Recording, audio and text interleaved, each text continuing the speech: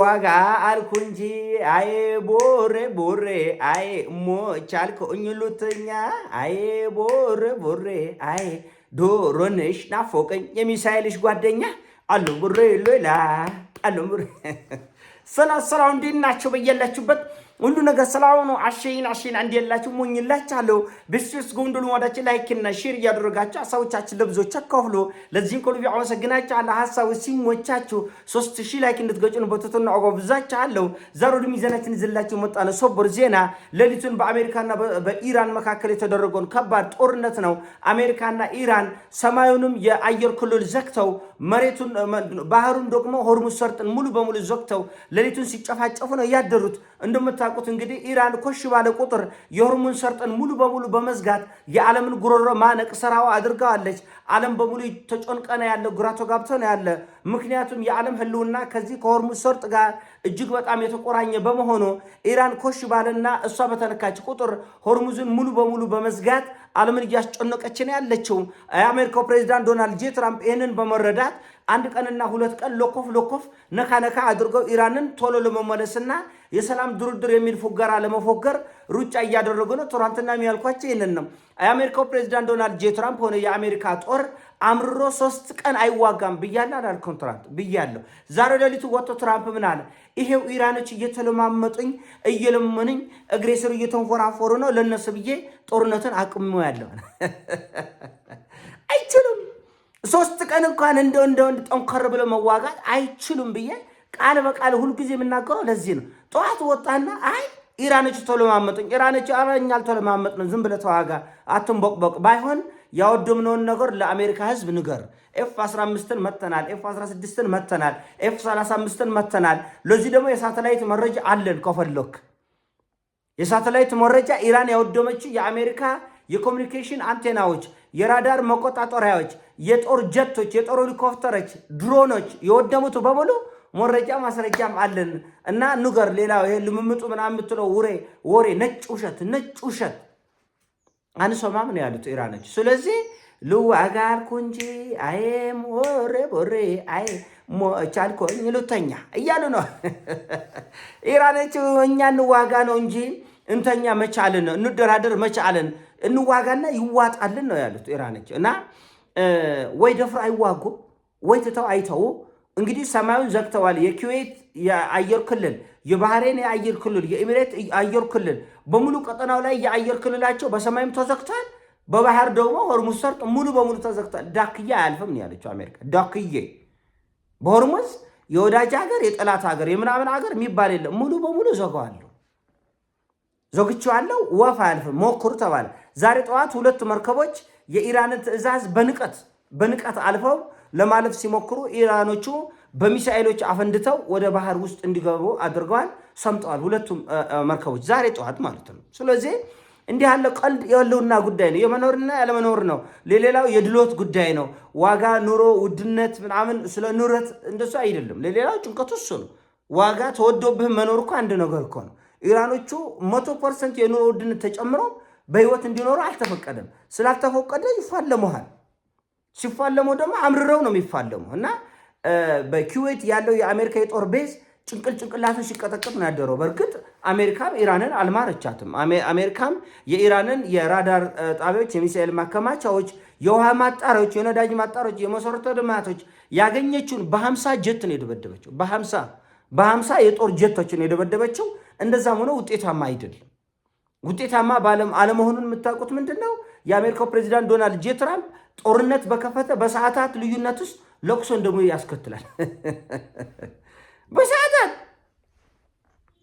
ይሄው ሲኤንኤን ማየት ትችላላችሁ ቢቢሲ አሜሪካ ኢራኖቹ ተለማምጠው ጦርነቱን አቁም ያለው ብላ ኢራኖቹ ደግሞ እኛ ጦርነቱን አላቆምንም እንዋጋለን በሆርሙዝም ዳክያ አልፈም በሰማይም የጦር ጀት አልፈም ድሮንም አልፈም እንዋጋለን ነው እያለ ያሉት አሳማሚ በደንብ የሚያም አከርካሪያችን የሚሰብር ምትነው እየመታን ያለ ነው ቀጥል ተዋጋ ነው ስለዚህ ይሄን ጦርነት ተከትሎ የነዳጅ ዋጋ በድጋሚ ማኮብኮብ ጀምራል ወደ ሰማይ ይቆጥላል በመላ አረብ ሀገር ያለ የትኛው እዚህ ውስጥ ገለልተኛ አይደለም የለውበትም አለውበትም የሚባል አማርኛ አይሰራም በየትኛውም ቀጠና መታሃለው ነው ይተዋል አሁን ሳውዲ አረቢያ ሰሞኑን እንደምታውቁት ከዚህ ግርግር ራቅ ለማለት ሞክራለች።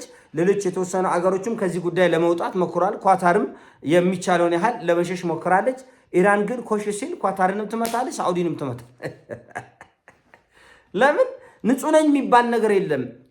በኢራን መመታት የማይፈልግ የትኛውም ሀገር የአሜሪካን ጦር ቤዝ ከሀገሩ ላይ ማስወጣት አለበት። አለቅ እኔ እዚህ ውስጥ የለሁበትም ብሎ በጎን በመደወል በመለማመጥ በመፎጋገር የሚያልፍ ነገር አይደለም። የጦር ቤዝ የጦር መሳሪያ እያከማቸ አሁንም እኮ በሳውዲ አረቢያ የአሜሪካ የጦር ቤዞች ላይ ጦር መሳሪያ እየተከማቸ ነው። በኳታርም እንደዚሁ ገለልተኛ ለመምሰል ቢሞክሩም ከጀርባ ድርጊታቸው የሳተላይት መረጃ አለ። በነገራችን መካከድ አይቻልም። አሁን ድሮ በአሜሪካ እጅ ብቻ አይደለም የሳተላይት መረጃዎች የሚቀርቡት። አሁን ትናንትና ኢራን ኤፍ35ን ኤፍ16ን ኤፍ35ን በተቀመጡበት በተዘፈዘፉበት አቃጥያለሁ፣ አንድ እጅ ያለው መትቻለሁ ስትል ማስረጃ ከተጠየቀ ታቀርባለች። የሳተላይት መረጃ አለ። ይህን ስለሚያውቁ አሜሪካኖቹ ተመታም አልተመታም አይሉ፣ ውሸት ነውም ውሸት አይደለምም አይሉ። መረጃ አለ፣ የሳተላይት መረጃ አለ። ይህን ቻይኖቹም ያያሉ፣ ራሽያኖቹም ያያሉ።